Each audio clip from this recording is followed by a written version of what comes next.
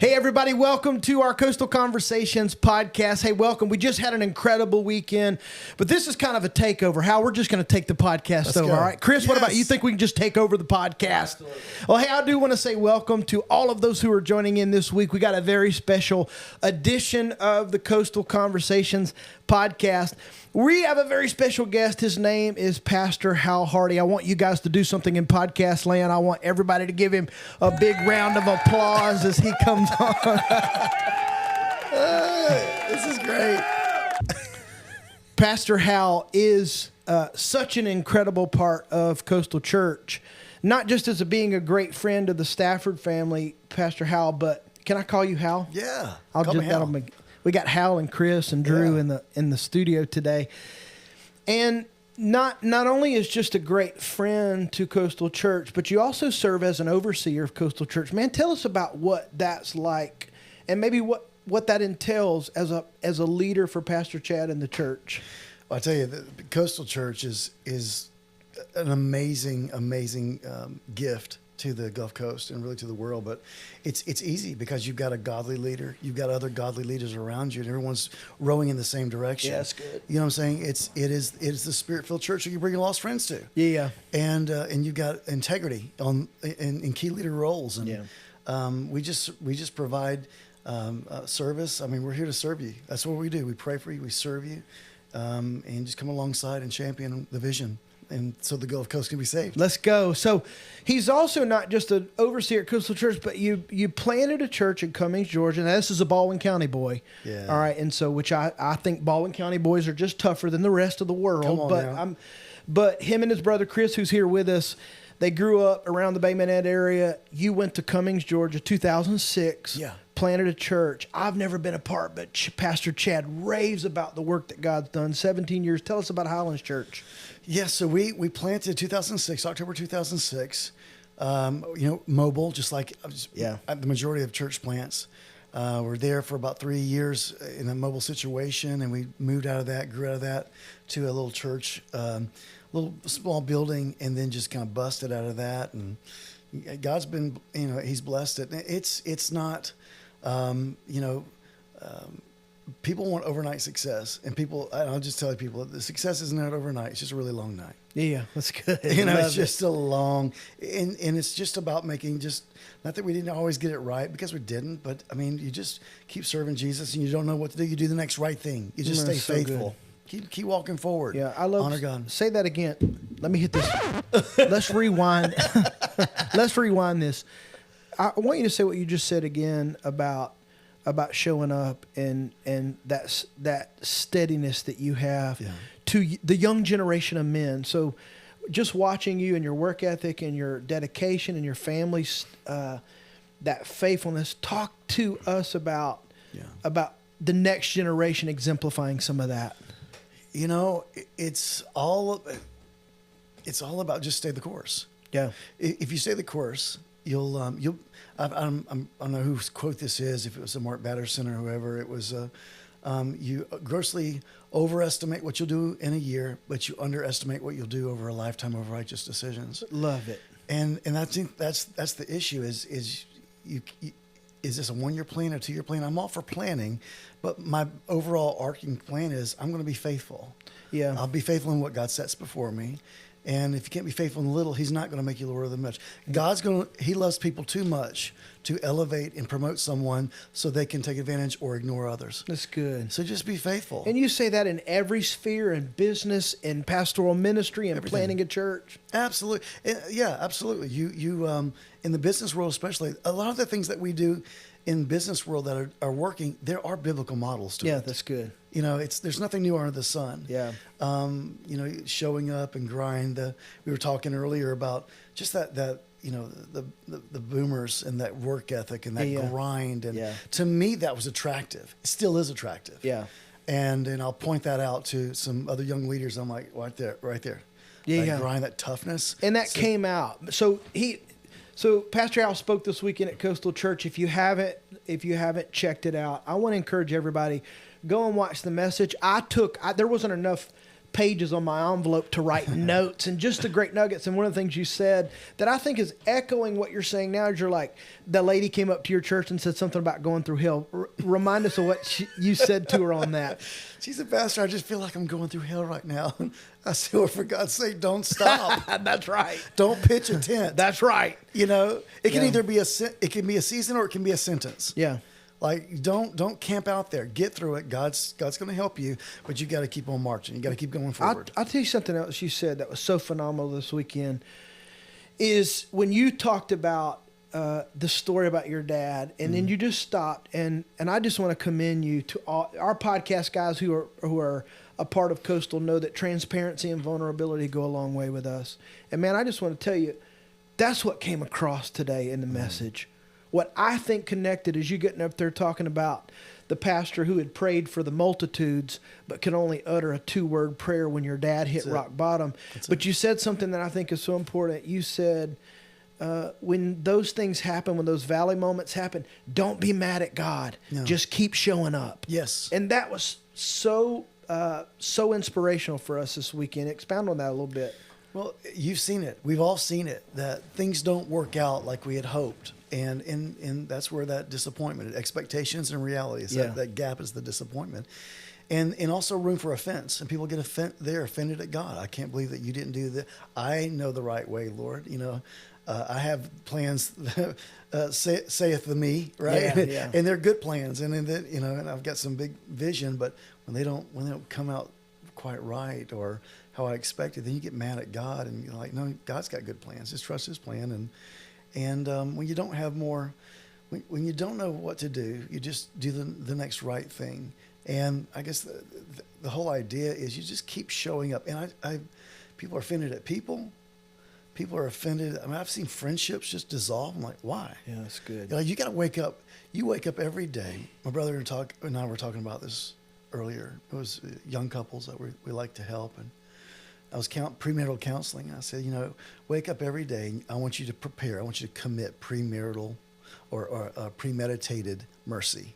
You know that somebody's going to fail right now. Yeah. But if you know that going in, that I'm going to cover it with mercy today. Man, that's good. And so that's what helps me is like, God, I'm just going to keep showing up. I'm not going to be offended at you. God needs no mercy, but it's more of a, Lord, while I'm here and going through the valley, help me not to get bitter. I don't want to be cynical. Yeah. I don't want to lose friends over this. I don't want to lose relationships over this. And I don't want to lose this great grace-filled conversation that I have with God, you know? That's awesome. So I want to throw out that mercy on people because I need that. I want to give grace because I'm going to need that. And the times that I don't trust God, well, that's what we call faith. Yeah. I mean, that's that gap of I don't understand it. I may not even like it, but I trust you. That's good. That's tough. That's good. That's where that rubber hits the road. That right? is, man. That's it. Well, listen, we're going to get more into the weekend message, but you are a hometown boy and you have grown up around the Stafford family. And for those of you who don't know, the Stafford family is really the founding family of Coastal Church, whether it's Charlie and Colleen or our lead pastor, Chad Stafford, who started the church. Give us some juicy secrets and fun on the Stafford family. No way. There's no way because they've got too many on us. But so my parents and the Staffords, they were, when we moved from Florida, they became good friends. Wow. Through church family and things. And so we grew up with them, watching them, in school and hanging out with the youth group and things like that. They're just a precious family. Hilarious. Yeah. Hilarious. Oh, yeah. They're a party waiting to happen. Oh, I promise you. And so my dad and Charlie Stafford are the king of one-liners. Oh, there ain't no doubt. I mean, I remember the time we went with the fish. We had a ski boat, and the boat always works until it's in the water off of the trailer. Oh yeah. Right? And so my dad, we crank it up at the house. Put the thing up, crank fine, get down to the fish river, to the dock, and it wouldn't crank. And my dad just is mad. I mean, you could see him. And my mom's like, boys, come over here. Come over here, boys. Charlie Stafford comes up, sits next to him. Because my dad walks off and stands at the end of the dock. He's just staring off into the sky. Charlie Stafford. Can't believe I'll tell the story. Charlie Stafford said, "Hey, Harold, You got any baby ducks you want to go drown? That's classic.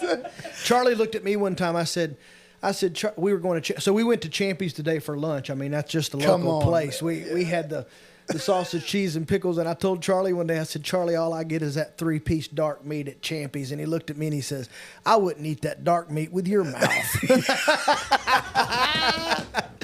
We're going to ruin this podcast. No. Pastor Jennifer's going to come back and she goes, no. What happened? Well, I might not get asked again, but you might. Hey, I want you to talk for just a second about your relationship with Pastor Chad. And just tell me why you love... He's the mayor of this community, and he's invested that whole family's invested their life loving the people of this community. Tell me about what Pastor Chad has meant to you over the years, just as not just a comrade, but also a friend, a leader, a partner. Pastor Chad is one of the last frontier. He's a holy man of God. Yeah. I know it sounds almost odd in 2024 to say that. It's like, no, he's a godly dude. He's a godly man. Yeah. And Jennifer the same way. My wife, and we kind of jokingly say that my wife, Sandra, and Jennifer were separated at birth. Yeah. I mean, they just when I'm around the Staffords, Pastor Chad and Jennifer, I just want to live. I want to live well. Yeah. Does that make sense? I want to live a life that would honor God and not have my kids embarrassed and just decision making. Love it. He's a good dude. Crazy work ethic, strong. We get that from our dads. That's right. Our dads work together. That's right. And so I see them grind and I see them go. Yeah. And that's our normal. And I love that gear. Yeah. I love that gear. But I mean, there's a lot of good men out there, but they're not godly men. Yeah, I love it. And I really appreciate the godliness about him. He's. When we were raised in church, and I was born again August 28th, 1988. And can I tell that story? Yeah. Real quick? So I was raised in church. Yeah. Raised, and I mean, I tell people I had a drug problem. I was drugged to church every time the doors were open. And we were raised in church. I knew all the Sunday school answers, and I knew everything to do and everything to say, everywhere to stand, sit. Yeah. First, second, and fourth stanza. The third stanza never got any love. No, that's funny. But I did not know God, and that's possible. Yeah, it's and I still see it to this day. Absolutely, people know about grandmama's religion. Or that's right. This or that. That's I got a good. He's a good man. How about this? He knew Jesus. That's a better answer. But there you go. I was a good kid. I mean, I got in some stuff, but I did not know God. I knew the God of the Bible. I knew about Him, but I didn't know Him. That's huge. I knew about the book, but I didn't know the author. Yeah. So I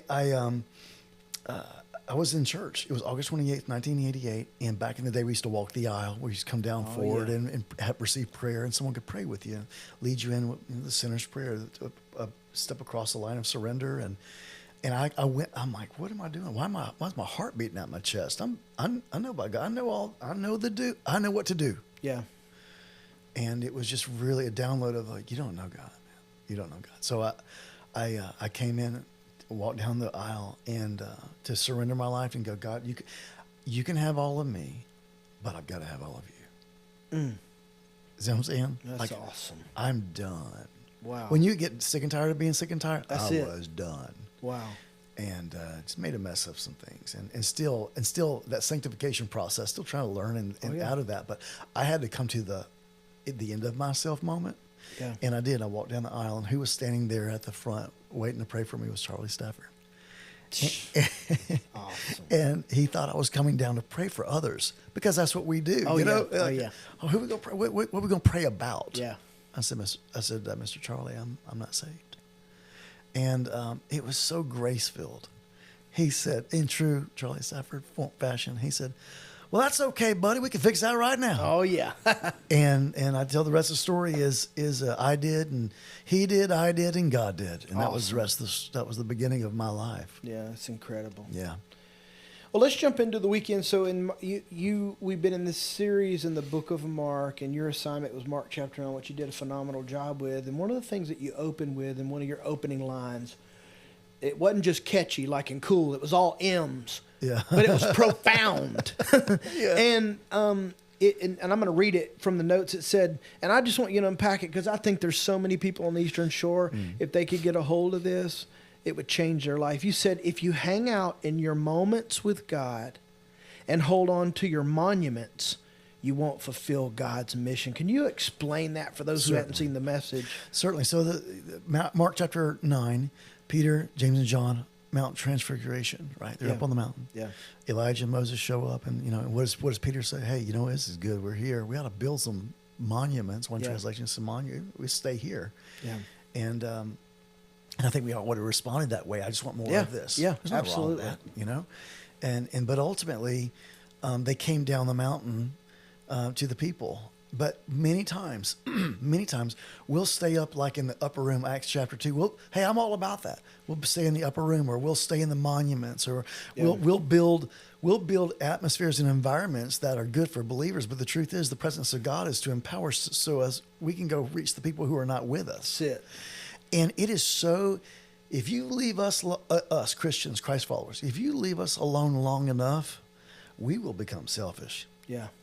And whenever I'm around the presence of God, I appreciate it. But for me, it's a reminder of who's not with me here, who needs this. Yeah. And that's why I'm all for buildings. Yeah. We're building a next gen building right now. You guys are building the building process. Just got finished, and even more. Yeah. I'm all about buildings. I'm thankful for them. They're just tools, though. Jesus didn't die for buildings. He died for people. That's good. They're just a tool. Yeah. So the problem is when we start to, we build the monuments, and the church that stops to evangelize, they start to fossilize. They just like, okay, that's the nails in the coffin. It's the beginning of the end. Yep. When they start to have holy huddles and they want to stay on the mountain, they want to stay in the upper room. Nothing wrong with that. Yeah. I'm thankful for somebody that came off the mountain to come get me. Yep. So, and I want you to do something for me. I want you to unpack that. I want you to take the local guy. Yeah. That he's not a pastor. He's not going to teach a Bible study. He's not going to pray with men at work, maybe. But man, unpack maybe for that guy the rhythm of what you're saying in a practical way. Like, what is his life? How could it look in the workforce making that kind of difference? Right. So your greatest ministry has your last name. So the greatest ministry you have will start in the living room. It doesn't start in the office park. Hold on, time out. We got to push some buttons. I had to push that button. I mean, say that again. I don't even know what I said. Their greatest ministry moments, they won't happen necessarily in the office parks and in the boardrooms, and then they're valuable. Yeah. Your greatest ministry moments are in your living rooms. So it starts. One thing that impacted me and my brother Chris is I can remember coming down the steps of the house in Bay Minette. We say Bay Minette Stapleton over at Holly Hills Country Club. Oh yeah! Shout out Holly Hills. Hey, listen, I caught so many bass out of that lake at Holly Hills. Dude. Now I couldn't hit a golf ball. Now Chris, who's here, he's the golfer. Who's better, by the way, at golf? 100% Chris Hardy. 100%. Let's go. Leave your wallet in the car. Good. The gambler. Yeah. Yeah. Lord, okay. Lord, forgive me, Lord. You know what I'm saying? He's good. So I remember in that neighborhood off of the par 3 number 8 fairway. Wow. In Holly Hills, I'd walk downstairs on a Sunday morning. My dad would have his Bible out in his lap. I remember coming home at curfew. It was 11 o'clock for me. Maybe a little bit later, the older I got, right? But I'd come home, and my mom would be sitting by the lamp with her Bible out. Come on. Like, I'm a grown man. I've got more salt than I got pepper in my beer. Yeah, you do got a lot of salt in that beard, but you wear it well. It's turned loose. I didn't mind it turning gray. Just don't turn loose. I'm just as jealous of Chad Stafford's hair as you are. I'm telling you, boy got some hair. Dude, listen, when I get to heaven, you will not recognize me because I'm going to be jacked with Chad Stafford's hairline. My God, that's glorious. I'm telling you. So, you said the greatest was that last name.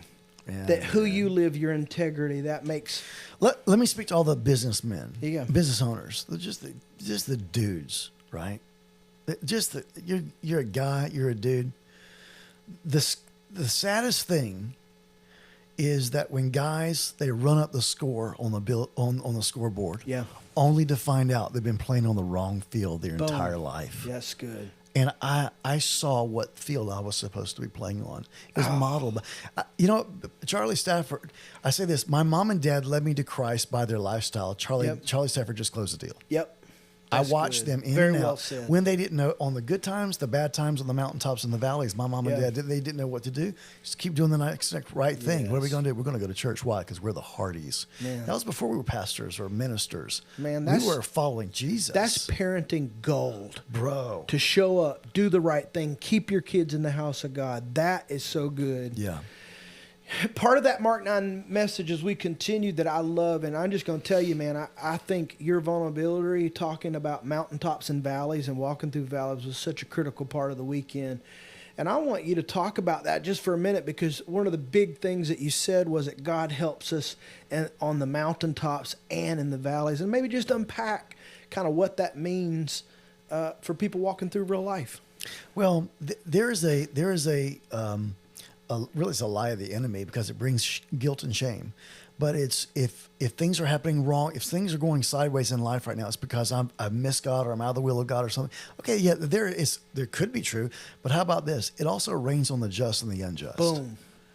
You know, that's good. I mean, sometimes life happens. That's got to be freeing for people to hear. God, because they say yes to Jesus, yes, and somebody didn't sell the fine print, and they go through struggles and trials. And I know I was so encouraged listening to you speak to Coastal Church people, because I'm like, this guy's up here telling you the real deal about life. Yes, yes. And you said that God helps you in those moments. Absolutely. Well, it's not. He is the God that can turn things around, and he's the God that does miracles. But the greatest miracle, the thing that sustains you in the valley, is not just the miracle, it's his presence. Yeah. So when it seems like he's still, though he's not, he's always active. I love when it that seems part. like he's silent, though he's not, it's just that things aren't changing. So we throw definitions on situations. We've defined it. We put a label on it that doesn't belong. This is just a character forming season. That's all it is. So love it. He is the God of the mountain, and it's easy to praise God when all the bills are I got more money than in the month. Your kids love Jesus. Yeah. You got purchase orders just flying, invoices. Yeah. You're like, look, but what do you do? What do you do when you don't know what to do? Well, you just say, all right, God, I'm in this to win this. I'm gonna finish well.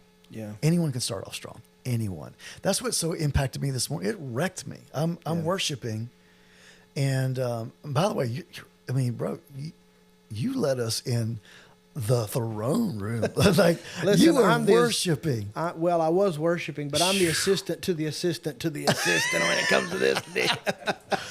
We got a phenomenal worship team at Coastal Church, and they're all pros, and I just feel like they put up with me for about 14 minutes. No, you got that stank, that grind on your voice. I looked over at Chris and Colleen, and I'm like, what? Well, are you kidding me? Anyway, but what touched me was between song 2 and 3. Yeah. There was a ministry moment that people wanted to come forward and receive prayer. Yeah. Which, by the way, I am absolutely going to take that home to Georgia with me, because it felt like, this is a family moment. Yeah. This is an opportunity to receive. Yeah. And for those that are guests that just need a touch from heaven, we're making room here for God to do whatever he wants to do, and do it in the context of loving others well.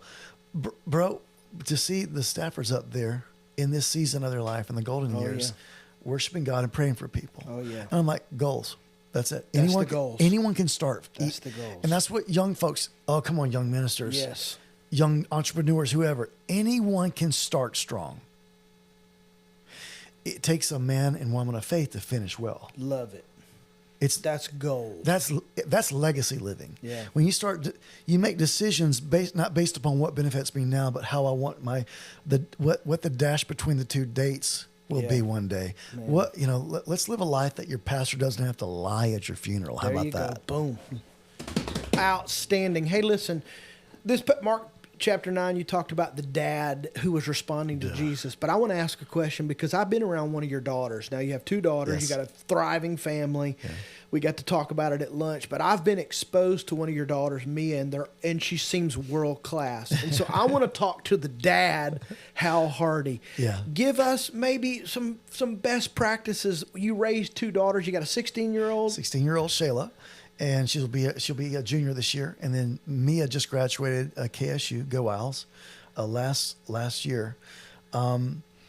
I'm proud of both my girls. The kids are just as different as they can be with their gifting and their personality and the anointing and the calling on their life. But I'll tell you this, I see I can speak to the pastors. I see a lot of pastors put their kids at the table before they allow them in the room. Man. So it's important to let your kids be in the room of decision making, the room of vision. And then if God wills, then there's room at the table because they'll know how to respond in those moments. That's outstanding. And Mia has done that. And she's been helping me write my messages. I'll be totally transparent with you. We have something called At the Movies that we do, and I think that you guys do that. You know, we do Christmas time. Christmas at the movies, and so I do that. We do that too. And Mia writes the messages. She writes all the transcripts, and the only reason I look good is because I can read on a teleprompter.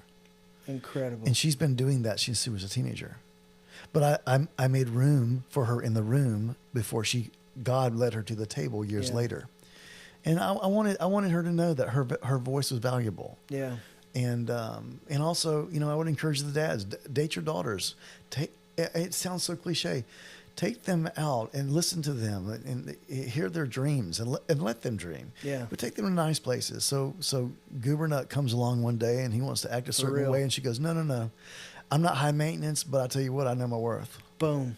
Love it. I just we honor well. We try to anyway. Yeah. I don't know. I will tell you that I've noticed that about you, and man, it seems like you lift everybody in the room. You find something to elevate with other people in the room, and I'm going to tell you because I've been around pastors, and I'm going to just be totally honest. I'm not sure I fit very well in the pastoral world because of some stuff, but when I'm around people like you, and you find a way to elevate people in the room. Man, it's inspiring. It was inspiring to me today. You lift everywhere you are. I want to ask you one final question because to me it's one of the most polarizing questions and one of the most profound questions you ask at the beginning of your message. And I want you to answer this as we close the conversation. I just want you to answer, you said, what do you do with the life that God gave you? Yes. As when you talk about that mission, that we're all living out a mission, that whether you're a pastor or a businessman, it doesn't matter. You have a mission from God. What do you want Hal Hardy, when you go to heaven, that mission to look like and feel like and be, and that legacy making? Yeah. I don't know. I don't remember who said it, but there are two great days in your life: the day that you're born, the day that you find out why. Yeah. Right. And a spiritual father of mine, Billy Hornsby, the one that founded the Ark, and Pastor Greg Surratt.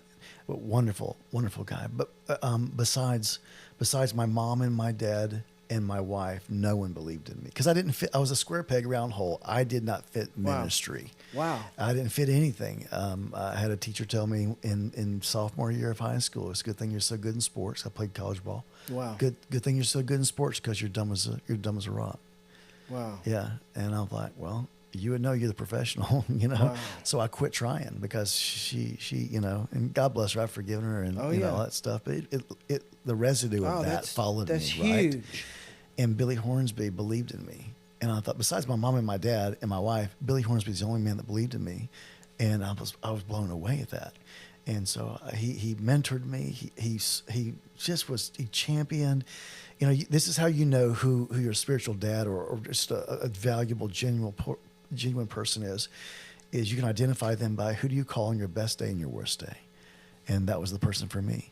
So the 2 weeks before he passed, we get a call saying he's going home. He passed away from cancer. And so we were in the hospital room, my wife and I and the other couple we planted around the same time. He's in Mississippi, we're in Georgia. And we're at the bedside. Billy Hornsby laid hands on us. We prayed for him, and he prayed for us, and really got in a really prophetic flow at the end of his life. And he said, Hal, Sandra, if you'll be the significant factor in the success of someone else's life, you'll fulfill the will of God for yours. Boom. It hit me of, okay, so I'm the Barnabas of the body of Christ. I'm the cheerleader.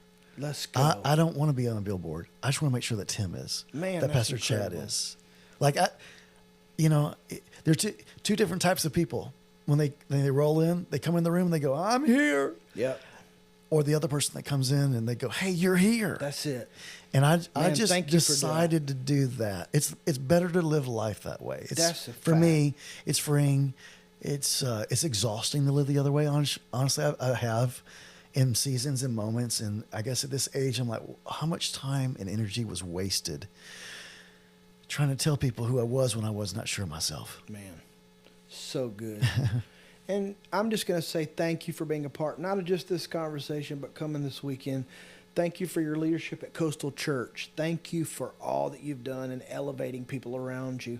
We had a great weekend, man. I thought one of my favorite special guests, because I'm thinking, this guy, if he can get up here and talk about Lake Forest Yacht Club and all the torture. Come on, man. We TP'd some places in Lake Forest Yacht Club, that neighborhood. We tore that place up. And you were also prophetic to our people. It was just a great moment today at church. Hey, guys, if you haven't checked out Pastor Howell's message at coastalchurch.tv, it's going to be there. I want you guys to check it out. It's such a meaningful message. Hey, Chris, thank you for coming and being a part. Hal, we're so honored that you're a part of Coastal Church. We love what God's doing at Highlands Church, and we look forward to seeing you again. Until next time, my man. Until next time. God bless you. All right, see you guys. See you later. Thank you for listening to this week's Coastal Conversations podcast. All of today's references will be found in the show notes. Also, if you enjoyed listening, be sure to subscribe, rate, and review. We'll see you at Coastal this Sunday as we pick the conversation up from here.